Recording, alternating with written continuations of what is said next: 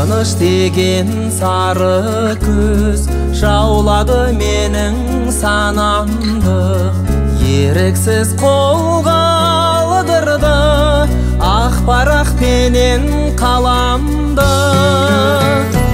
Махаббат деген ұлы күш ешкімге ерік бермеген, тек жүректің қалауы.